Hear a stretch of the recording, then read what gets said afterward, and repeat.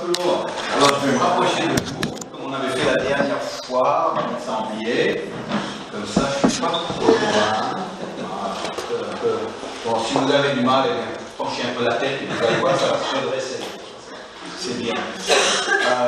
Moi-même, je suis heureux de vous découvrir. Chaque fois que je viens, eh bien, il y a des personnes nouvelles que je découvre. Ce soir, eh bien, je découvre Annick. Ce soir, je découvre Juliane. Bien sûr, je découvre Michel et Marie, qui sont de passage, parce qu'ils sont plutôt de l'ouest de la possession.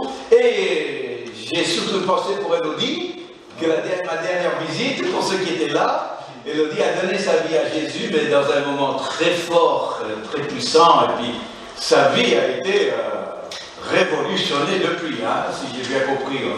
On s'est parlé, et puis regarde ce sourire, voilà.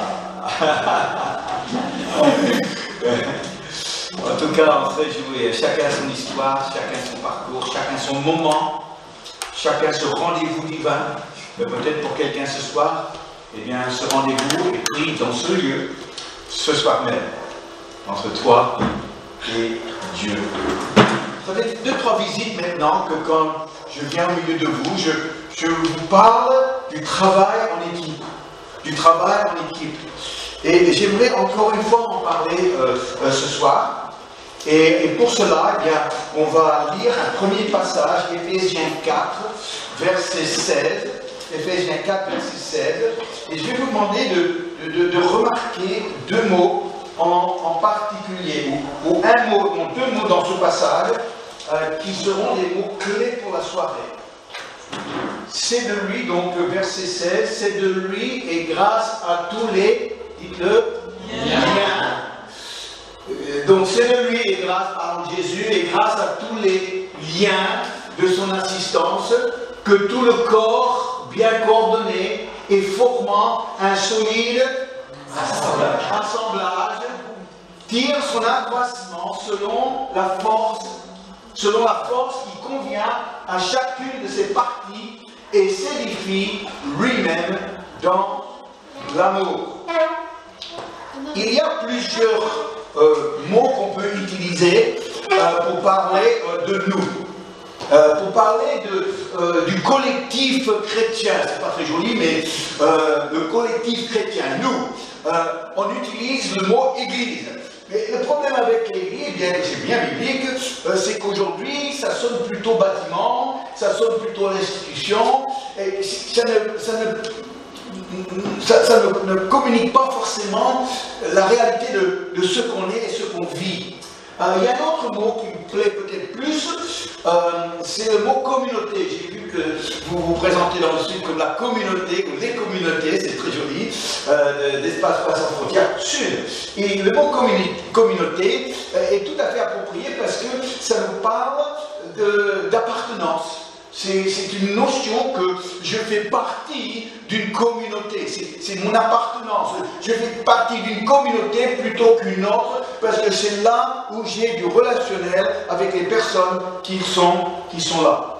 Troisième, et c'est celle que j'utilise souvent, troisième possibilité, c'est l'assemblée. C'est une assemblée. Et quand on utilise le mot assemblée, on parle des fonctionnements. C'est un assemblage. Et c'est le mot qu'on a dans ce passage, assemblage, qui produit une assemblée. Et alors, pour comprendre ce que c'est une église, eh bien c'est d'abord des hommes et des femmes et des jeunes qui sont assemblés, qui sont rassemblés. Ensuite, ils sont assemblés. Là, vous n'avez pas vu la distinction. Ils sont d'abord rassemblés, pour ensuite être assemblés. Et l'assemblage, c'est autre chose que du ramassage. Vous comprenez? Et je ne veux pas jouer sur les mots, mais on n'a pas les magasins Ikea ici pour l'instant. Ça va venir, vous allez voir, ils vont venir, Ikea.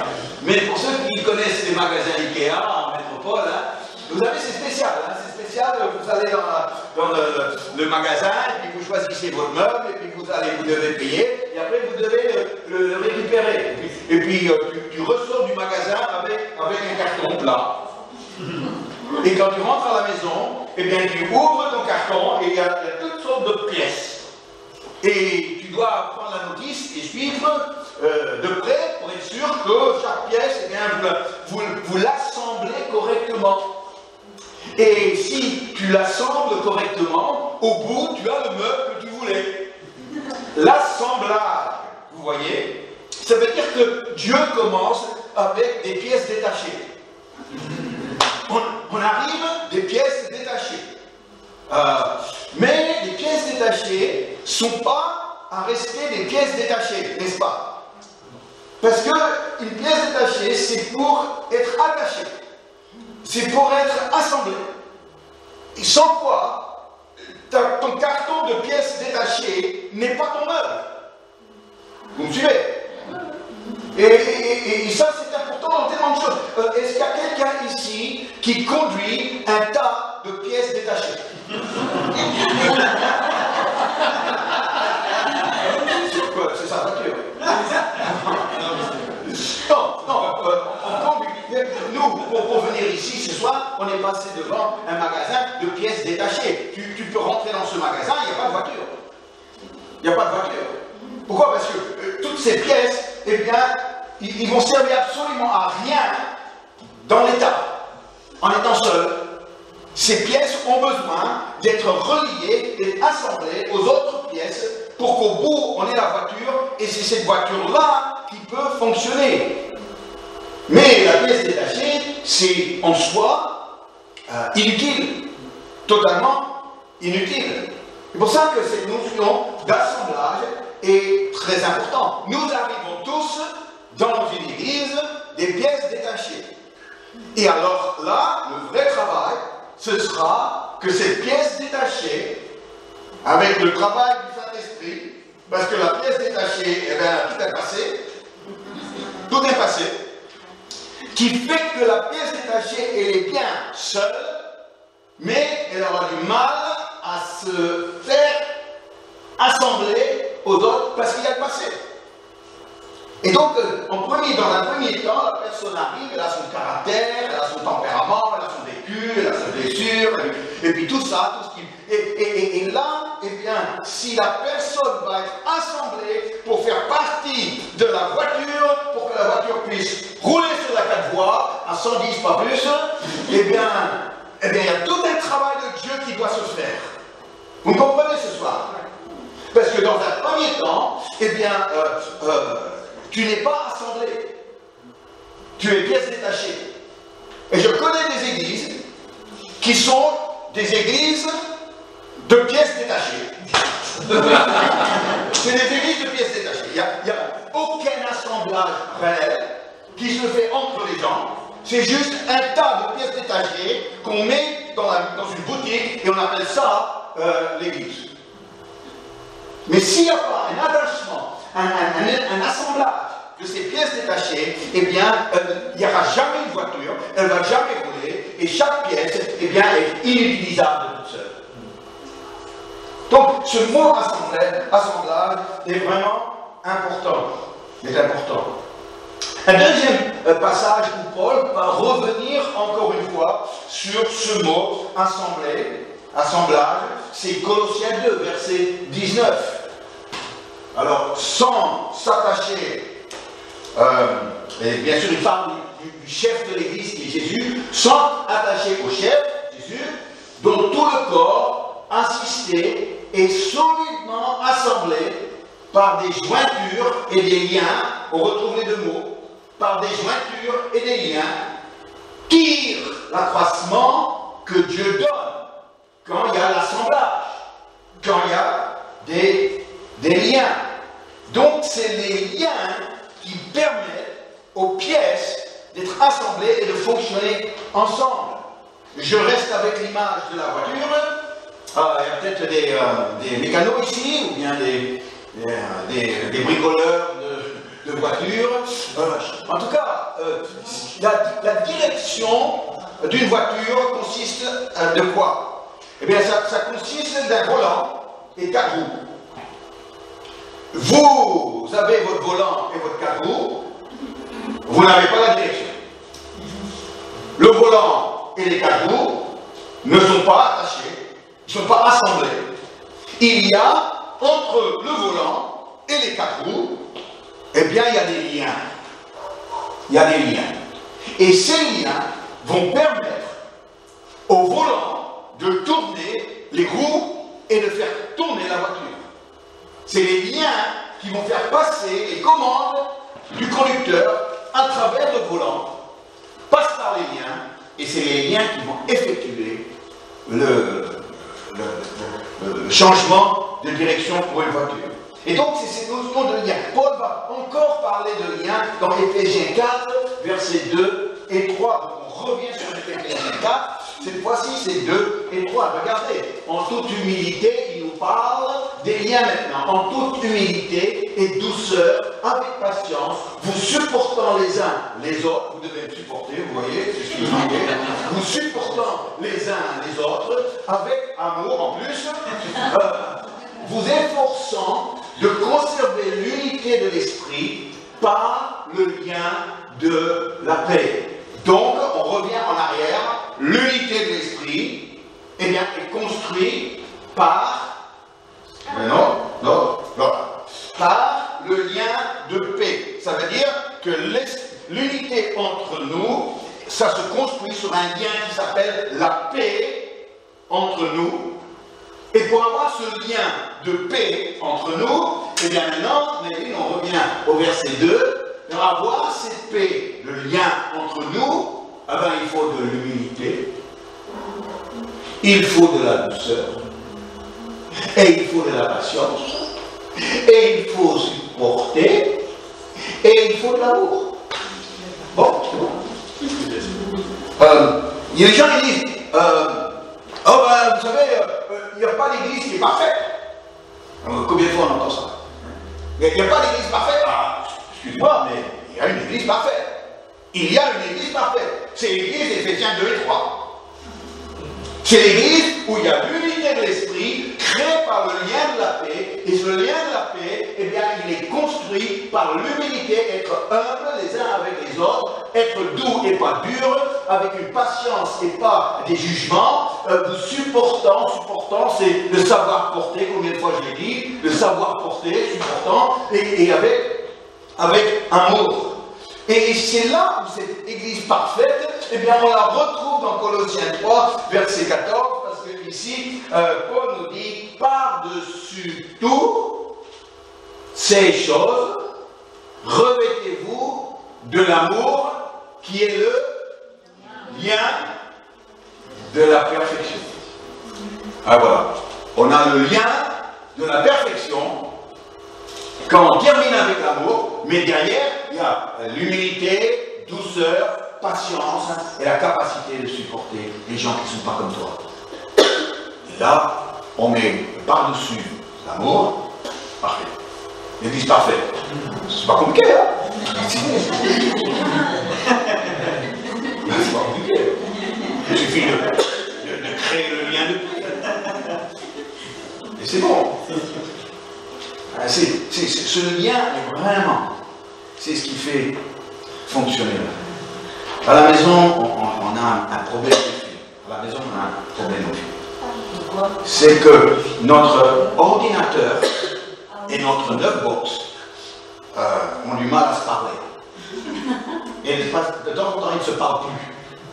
C'est terrible ça. Et puis j'ai un message sur l'ordinateur, sur l'écran, qui dit pas de réponse 7 pages. Pas de réponse 7 pages. Ou 7 pages, non, pas de réponse, voilà, point. 7 pages n'est pas disponible. Moi je connais des gens comme ça. Pas de réponse, la personne n'est pas disponible.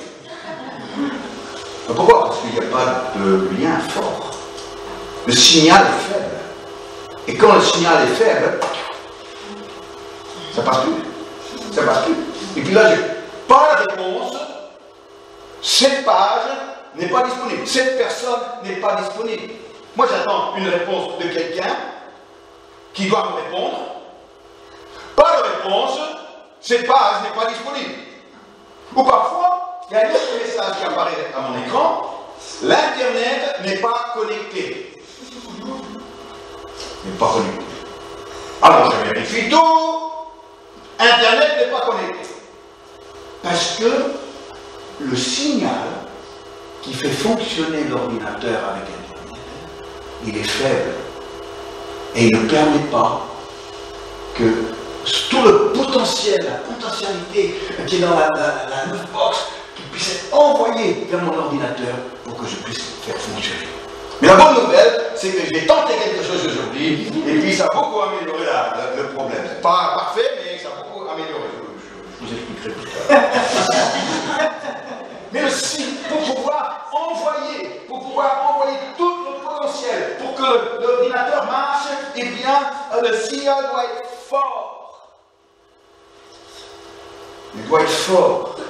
Quand le lien entre les chrétiens est fort, l'Église peut fonctionner.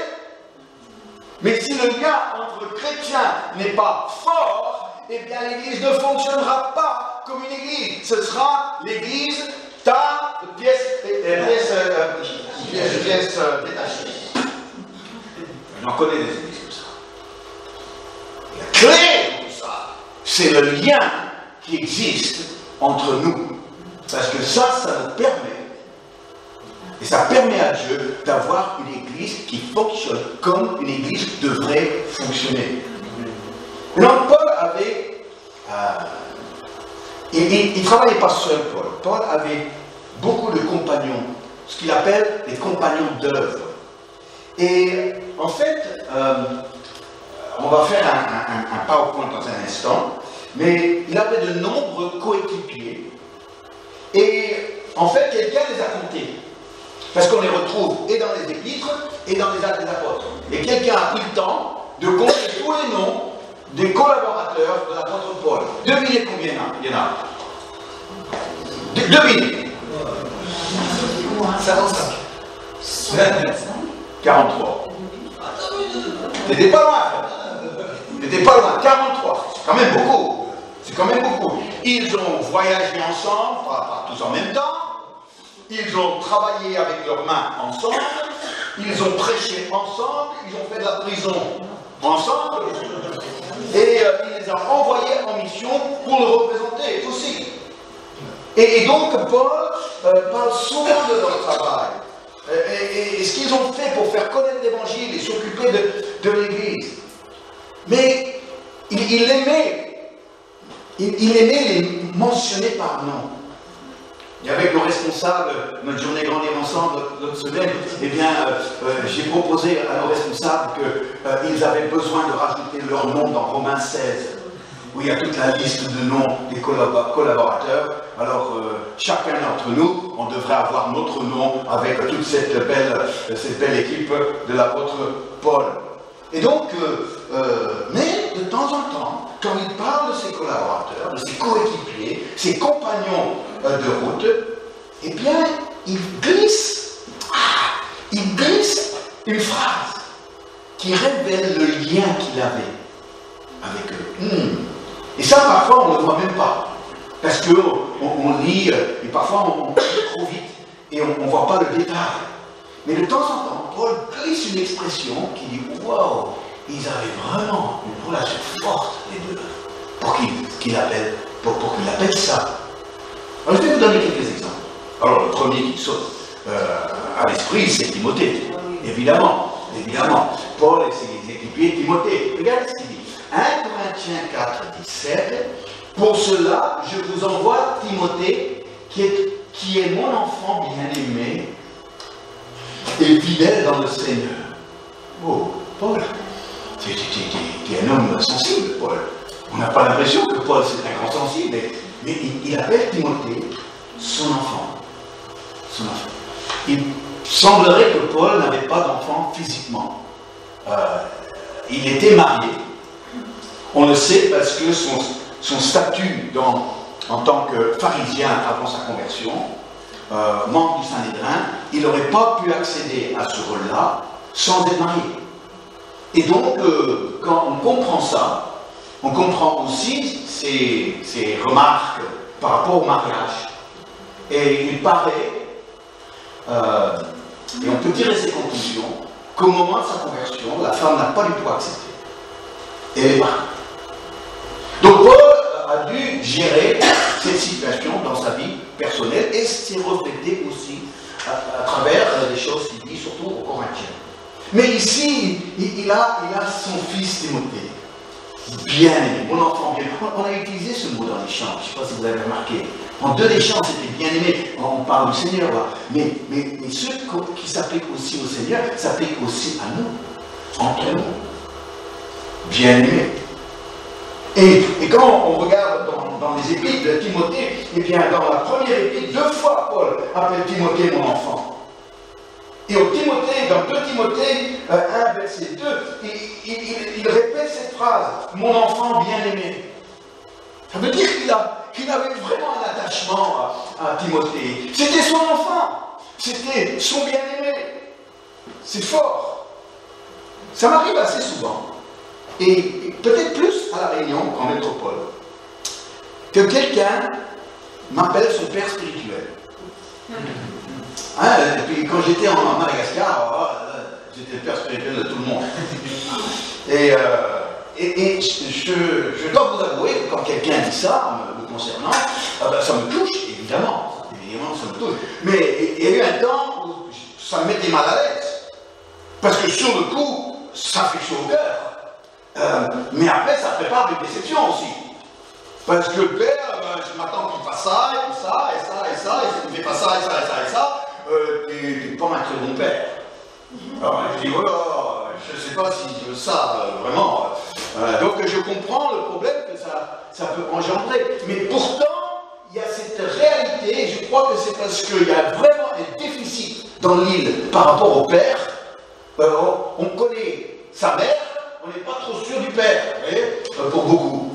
Et combien de fois j'ai entendu des histoires de femmes seules, abandonnées, et puis des enfants qu'elle a dû élever, ou bien les grands-mounes qui ont dû élever les enfants, et chaque fois ça revient au fait qu'il n'y a pas de père. Et quand quelqu'un dit Vincent, je te vois comme mon père spirituel, qu'est-ce qu'ils sont en train de me dire? Ils sont en train de dire, t'es un exemple pour nous. Mon anniversaire, le mois d'avril, j'ai eu beaucoup de gens qui m'ont mis là, j'aime, sur Facebook, et des commentaires aussi. Et le commentaire qui revenait le plus souvent, c'est tu es un exemple pour nous. Pourquoi? Parce que les gens ont besoin d'un exemple. Moi, j'ai besoin d'un exemple. Et un père, ça doit être ça. Mais aussi de conseils, de pouvoir donner des conseils, des bons conseils, de pouvoir aussi aimer, de pouvoir dire écoute bien, raconte-moi ta journée, dis-moi comment ça se passe pour toi en ce moment. Ah ben, merci. Pourquoi? Parce qu'il y a de l'amour là pour chaque personne. Et s'il y a une chose que je fais avant chaque réunion, quand je me prépare, je dis je vais aller à cette réunion ce soir et aimer chaque personne qui est là. Aimer. Bon, quand on sera vite, ce sera plus difficile. Mais à ce moment-là, j'arrive quand même à avoir un petit contact personnel avec tout le monde. Pourquoi? Parce que je veux que vous vous sentiez aimé. Aimé par moi, aimé par Dieu et aimé par les autres qui vous entourent. Mais la réalité d'un travail d'équipe, c'est que, eh bien, il y a des liens forts. Il y a de l'affection. Il y a le bien-aimé, cette dimension-là du bien-aimé. C'était le cas pour Timothée, lui, qui ne s'est pas converti avec Paul. Parce que Timothée, il avait une maman qui était chrétienne, et puis une grand-mère qui était chrétienne. Il ne s'est pas converti, il était dans une église, déjà chrétien, un jeune dans l'église, donc l'apôtre Paul l'a choisi pour devenir son collaborateur. Donc on ne parle pas juste de quelqu'un qui s'est converti avec le ministère, mais quelqu'un qui devient un véritable collaborateur de cœur avec la personne. Ensuite, il y a Silas. Alors la curiosité avec Silas, c'est qu'il apparaît dans les épîtres, dans les actes des apôtres, mais Silas, c'est son nom dans les actes, et Sylvain, c'est son nom dans les épîtres. C'est la même personne, mais le nom va changer un peu. Ah, vous pouvez verset 4, regardez la petite phrase. Paul fit choix de Silas est parti recommandé par les frères à la grâce de Dieu. Qu'est-ce qu'il fait? Il choisit Silas. Pourquoi? Parce que Dieu choisit et appelle, mais le ministère fait un choix aussi par rapport à ses collaborateurs. Si quelqu'un vient me voir en disant « Voilà Vincent, j'ai prié, maintenant j'ai décidé, je vais devenir ton collaborateur. » Pas trop vite.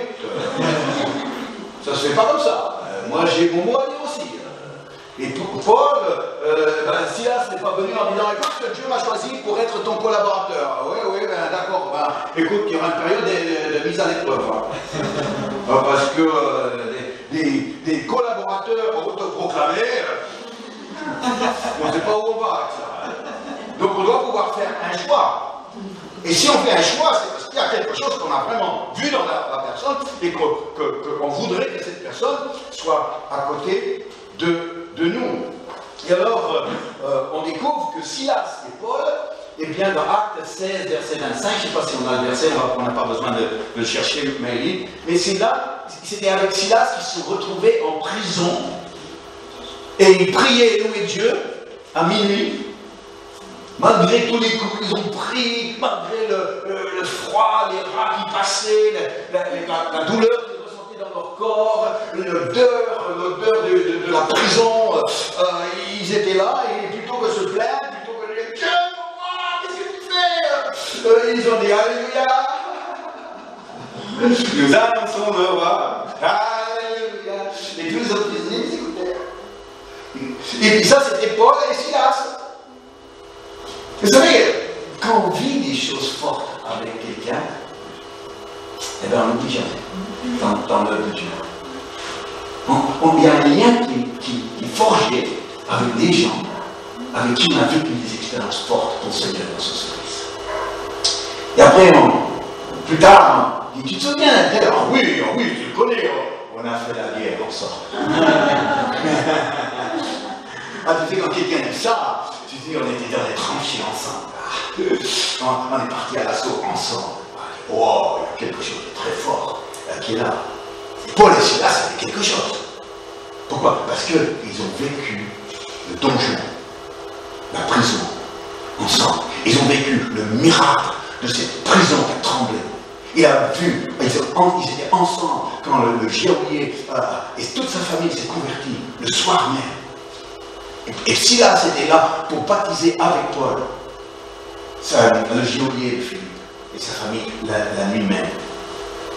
Ah, Silas, c'était quelqu'un à côté de Paul. Et Epaphras. Ça, c'est pas un nom qui est très connu. Mais Paul l'appelle, qu'est-ce qu'il l'appelle? Regardez Colossiens 1, verset 7. D'après les instructions que vous avez reçues d'Epaphras, notre bien-aimé compagnon de service. Pourquoi bien-aimé? Bien-aimé, est-ce que c'est juste, tu vois, une phrase, une formule de politesse chrétienne? Ah, mais bien-aimé, tu vois. Il y en a qui se lèvent en prêchant mes bien-aimés, mais ça ne veut rien dire, finalement, c'est dire chers amis, c'est chers amis. Même si tu n'as aucune amitié avec la personne, c'est chers amis. Non, ici, quand Paul utilise, il dit bien-aimé compagnon de service. Je ne peux pas dire ça de tout le monde. Il est un compagnon à moi dans mon service et je l'aime beaucoup ce garçon. C'est le même mot qui est utilisé par Dieu pour son fils. Ceci est mon bien-aimé, en qui j'ai mis toute ma confiance. Et donc ici, c'est quelque chose de très fort que Paul utilise avec ses amis. Et après, il y a Luc, Paul l'appelle, eh bien, Colossiens 4, 14, Luc, le médecin bien-aimé. Et il y a un lien très fort. Il y a l'affection pour Luc. Est-ce que quand vous allez voir votre médecin traitant, vous l'appelez « Ah, je suis heureux de vous voir, vous êtes mon médecin bien-aimé. » Si vous dites ça, il va vous envoyer aux urgences tout de suite. Je sais, celui-là, il n'est pas bien. Il a pris trop de soleil. Mais pour Paul, il était son médecin bien-aimé. Pourquoi? Parce que le lien était là. L'affection était là. Dans ce qu'ils ont vécu. Et à la fin de 2 Timothée, c'est la dernière épître de Paul avant sa mort, juste avant sa mort. Et puis, il raconte des choses qui sont difficiles à imaginer, mais c'est une souffrance pour Paul, parce qu'il s'est retrouvé seul. Tout le monde l'avait quitté. Tout le monde l'avait quitté, sauf un, Luc. Lui, il n'est jamais parti. Il est toujours là. Et après, il y en avait d'autres, comme Tychik et Épaphrodite. Épaphrodite, on va lire un dernier passage dans Philippiens 2, verset 25 à 28. Il est en train de dire, ce gars c'est un époux. Épaphrodite, c'est vraiment un époux. Regarde ce qu'il y a dans son cœur. Alors ça c'était Luc, Épaphrodite.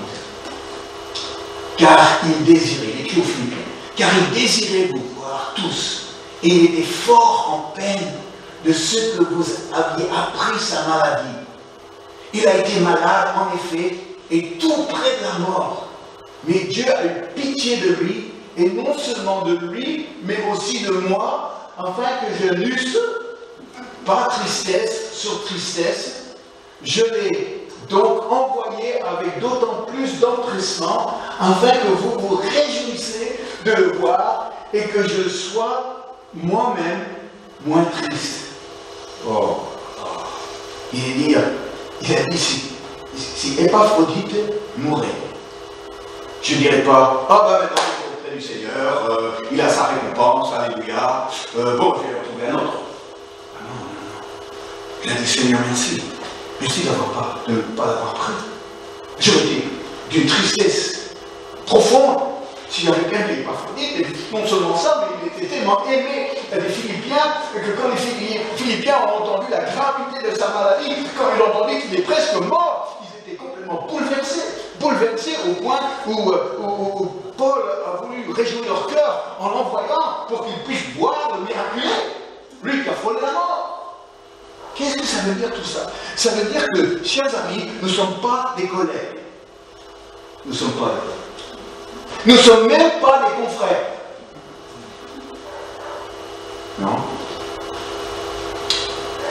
Nous sommes des compagnons d'œuvre bien-aimés. Et c'est comme ça que, eh bien, il y a un assemblage qui se fait. Rappelons-nous, l'unité d'esprit construit par le lien de paix. Le lien de paix, eh bien, est construit par, rappelons-nous, l'humilité, douceur, patience, savoir supporter, amour. Et maintenant l'assemblage. Et maintenant Dieu a son équipe. L'équipe, Dieu fait avec les hommes qui sont assemblés. Paul a dit, je sème, Apollos arrose, Dieu fait croire. Dieu joint l'équipe qu'il a pu assembler. Et ça tire, c'est l'assemblage qui tire sa croissance de Dieu. Amen. Donc au départ, eh bien, l'église, c'est des pièces détachées qui arrivent. Et c'est pour ça que, au départ, on doit gérer les choses pas toujours faciles, je vous le dis. Mais moi, je donne toujours une chance à quelqu'un, même si la personne montre qu'il n'a pas vraiment la sensibilité du vivre ensemble, ne comprend pas ce que ça veut dire, il arrive, il veut tirer tout le monde dans son sens, il est comme ça, il dit, bon, écoute, il a peu payé, mais c'est pas grave, on va voir jusqu'où il peut aller. On va voir si la pièce détachée va trouver sa place dans l'assemblage. Vous voyez, vous comprenez ça? Et ça ne va pas se faire tout de suite.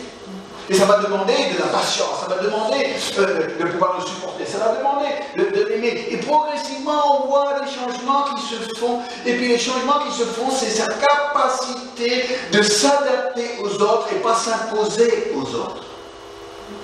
Voilà. Il y a une capacité d'adaptation qui est nécessaire pour toute personne qui va faire partie de l'assemblage. Et avec le temps, avec la patience, avec un climat d'amour, et le Saint-Esprit qui agit dans son cœur, et bien la pièce détachée trouve sa place dans l'assemblage.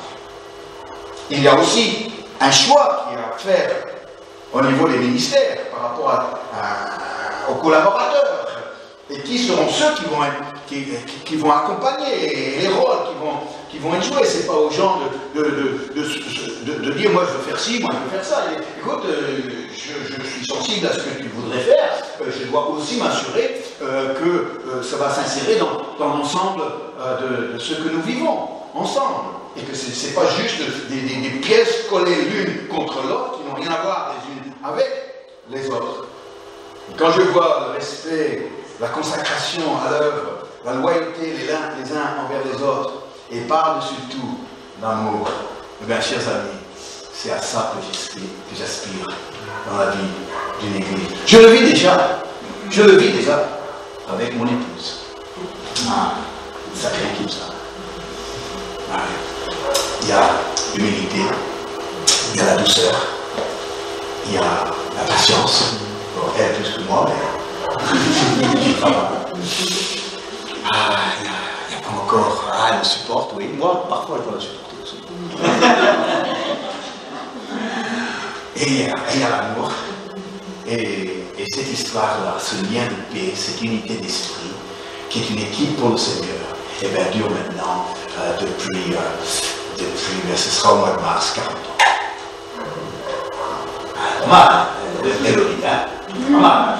Et ce que nous vivons en tant que couple, eh bien, j'y crois vraiment pour notre Église. J'y crois vraiment pour l'espace 68. J'espère vraiment pour vous, pour moi. Parce que tout ce que Paul dit nous donne envie. Tout ce que Paul nous dit me fait rêver.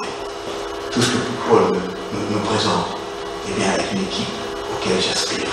Pas seulement avec mon